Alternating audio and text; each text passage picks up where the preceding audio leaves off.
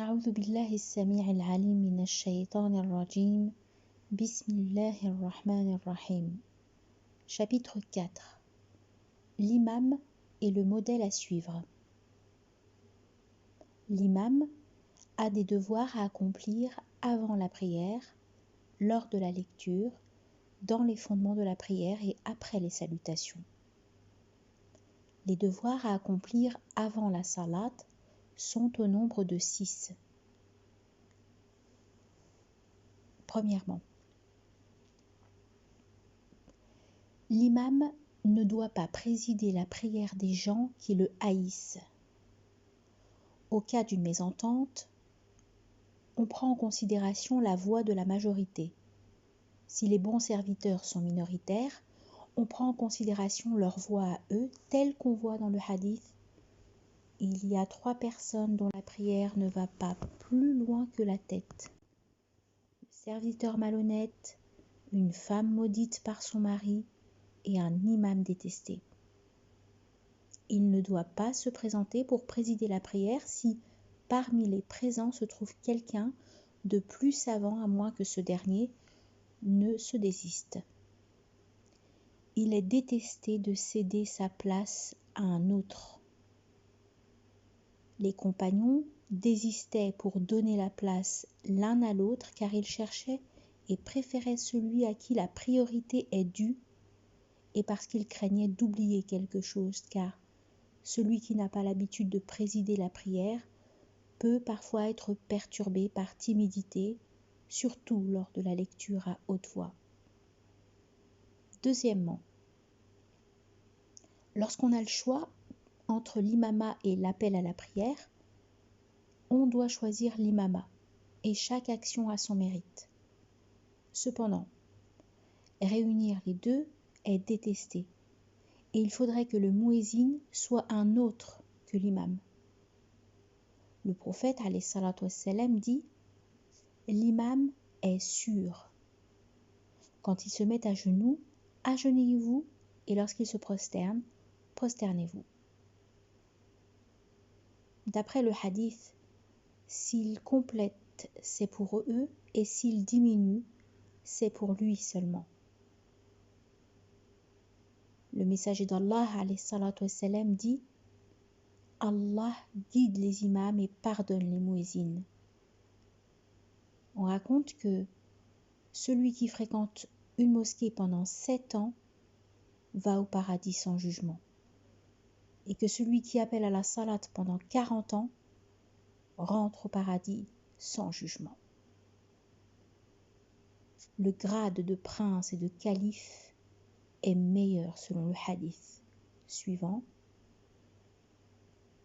Être un sultan juste durant une seule journée prévaut l'adoration de 70 ans. Et il dit, vos imams sont vos délégués auprès d'Allah. Si vous voulez que votre prière soit juste, laissez avancer les meilleurs parmi vous. L'un des compagnons dit, les meilleurs après les prophètes sont les ulama, et les meilleurs après les ulama sont les imams, car ceux-ci se sont assignés les tâches de prêcher la prophétie, du savoir et du fondement de la religion, qui est la prière. Pour cette raison, les compagnons ont opté pour Abu Bakr as-Siddiq pour être le premier calife, en disant « Nous avons tout observé et nous avons trouvé que la salat est la base de la religion. Or, nous avons choisi pour notre vie sur terre celui que le prophète nous a choisi pour l'au-delà. » Troisièmement, l'imam est tenu de respecter l'heure de la salat et d'être présent dès le début, car le mérite qu'a le début de la prière est comme le mérite de la vie dans l'au-delà par rapport à la vie sur terre. On rapporte dans le hadith que le messager d'Allah alayhi salatu wassalam dit le serviteur fait sa prière à la fin du temps marqué et ne la loupe pas. Le temps qu'il perd au début vaut plus que la vie entière avec tout ce qu'elle présente. Il ne doit pas attendre que la foule soit présente, mais les gens sont tenus d'être présents au début de l'heure. On dit, lorsque 2 étaient présents, on n'attendait pas le 3e. Et lorsque 4 étaient présents pour les funérailles, on n'attendait pas le 5e. Une fois, pendant qu'ils étaient en voyage, le messager d'Allah alayhi salatu wassalam, était en retard à cause des ablutions et on ne l'a pas attendu. Abdurrahman ibn Awf a présidé la prière et le prophète alayhi salatu wassalam, avait loupé un agenouillement. Il l'a refait et leur dit « C'est très bien, faites toujours comme ça ». Lors de la prière du midi, il était aussi en retard. Ils ont appelé Abu Bakr qui a présidé la prière. Et lorsque le messager d'Allah alayhi salatu wassalam, est venu, il s'est mis près de lui. L'imam ne doit pas attendre le muezzin, mais ce dernier doit attendre l'imam car une fois présent, il ne doit attendre personne. Quatrièmement, l'imam doit présider la prière avec dévotion, tout en respectant la pureté et toutes les conditions de la salat. La dévotion signifie qu'il ne doit pas prendre de rémunération. Le prophète dit, alayhi salatu wassalam, à Uthman ben Abi al-As, « Prends un muezzin qui ne demande pas de salaire. » L'appel à la prière est la voie de la prière et on ne doit pas être rémunéré pour le faire. Si le muezzin touche un salaire du sultan ou de quelqu'un, ce salaire est détesté, mais pas prohibé. Son salaire doit être payé pour les services de gardiennage de la mosquée et de la surveillance des biens, et non pour la prière elle-même. L'imam doit être pur et à l'écart de toute turpitude, car il est le délégué des serviteurs qui font la prière. De même qu'il doit respecter la propreté de son corps, et au cas où il se rappelle quelque chose d'impur au moment de la prière, ou s'il lâche un paix, il ne doit pas avoir honte d'appeler le plus proche de lui parmi les croyants en lui tenant la main pour le remplacer. Un jour, le prophète alayhi salatu wassalam, s'est rappelé au milieu de la salat qu'il ne s'était pas lavé après un acte sexuel.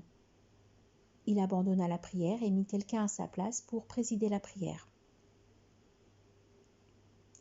Il partit se laver et revint prier ensuite. Soufiane dit « Priez derrière tout homme bon ou gredin, mais jamais derrière un ivrogne. Quelqu'un qui ne respecte pas ses parents, qui se conduit avec ignominie devant le public, un inventeur apocryphe ou un serviteur malhonnête. » Cinquièmement, l'imam ne doit pas commencer la prière avant de mettre de l'ordre dans les rangs, où il regarde à droite puis à gauche pour arranger l'alignement s'il le faut. De même qu'il ne doit commencer qu'après la fin de l'appel à la prière. Le muezzin retarde l'appel tant que les serviteurs ne sont pas prêts pour la prière. Le messager d'Allah alayhi salatu wassalam, avait ordonné de prendre le dîner avant la prière pour libérer le cœur de tout sentiment qui pourrait le perturber. Sixièmement, l'imam doit rendre gloire à haute voix, tandis que la masse doit le faire à voix basse. Il doit avoir l'intention de présider la prière pour se couvrir de son mérite. Les serviteurs doivent attendre que l'imam finisse de glorifier pour commencer. Les fonctions de la prière sont de 3. Premièrement, l'imam dit à voix basse l'invocation du prologue et le recours à Allah, et à haute voix le prologue et la sourate dans toute la prière du matin et au début de celle du coucher du soleil et du dîner. l'imam et les croyants disent ensemble et à haute voix « Amin ». De même qu'il dit à haute voix « Au nom d'Allah le tout miséricordieux, le plein d'indulgence ». L'imam Shafi'i a opté pour la haute voix. Deuxièmement, l'imam doit marquer 3 arrêts courts. Le premier pour permettre aux croyants de dire le prologue, et s'ils ne s'arrêtent pas, ils perdent l'écoute et sera responsable du manque de leur prière. Le deuxième, dès qu'il termine le prologue pour permettre aux autres de le terminer. Le troisième, dès qu'il termine la sourate et avant de s'agenouiller, et c'est l'arrêt le plus court. Le serviteur ne lit que le prologue après l'imam, et si ce dernier ne se tait pas, le serviteur lit le prologue du livre avec lui et la faute incombe à l'imam. Si le croyant qui prie n'entend pas parce qu'il est loin, il n'y a aucun mal à ce qu'il lise la sourate. Troisièmement, le matin, l'imam doit lire 2 sourates, car la lecture du matin est un consensus et donne lieu à la méditation. Quelques ulémas ont détesté qu'on lise juste les débuts des sourates et qu'on les coupe. On raconte que le messager d'Allah alayhi salatu wassalam avait lu une partie de la sourate de Jonas et quand il est arrivé à la mention de Moïse et de Pharaon, il s'est arrêté et s'est agenouillé. On raconte qu'il a lu dans la prière de l'aurore le verset « Dites, nous croyons en Allah et en ce qu'on nous a révélé ». Sourate la Vache, verset 36, 136. Puis, Seigneur, nous avons cru à ce que tu as fait descendre. Sourate la famille d'Imran, verset 53. Il a entendu Bilal lire d'ici et de là et lui a demandé la raison. Bilal dit « Je mélange tout ce qui est bon ». Il lui dit alors « Tu as bien fait ». On lit à midi à peu près 30 versets et dans l'après-midi, la moitié environ. La dernière salate que le prophète avait accomplie fut celle du coucher du soleil. Et après cette prière, il décéda. Grosso modo, il faudrait alléger lorsque la foule est grande et à ce propos, le messager d'Allah alayhi salatu wassalam dit « Lorsque l'un de vous préside une prière, qu'il la raccourcisse car parmi la foule, il y a le faible, le vieux et l'occupé.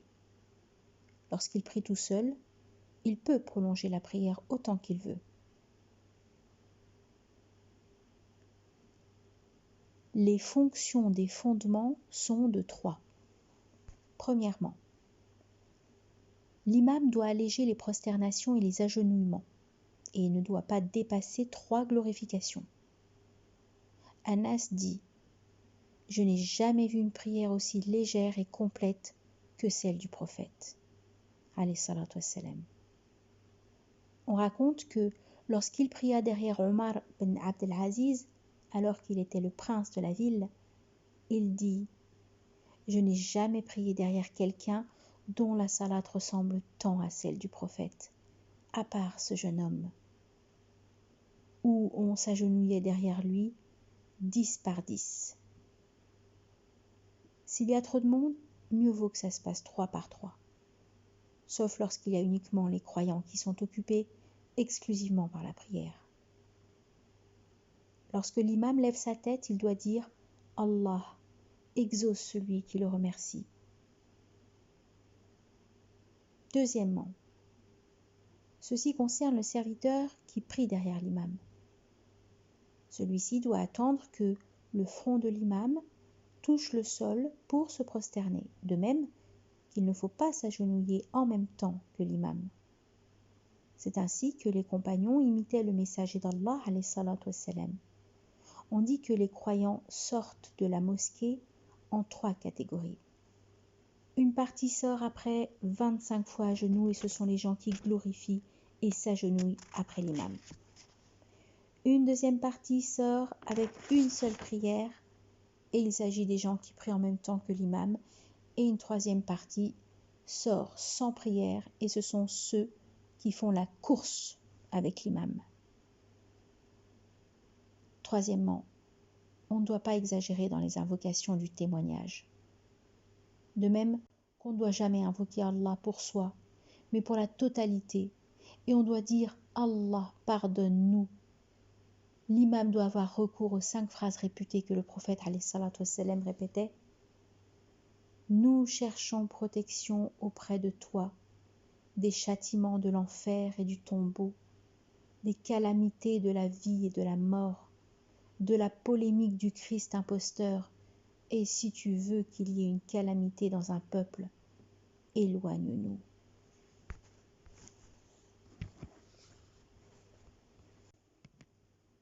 Les fonctions de la libération sont de 3.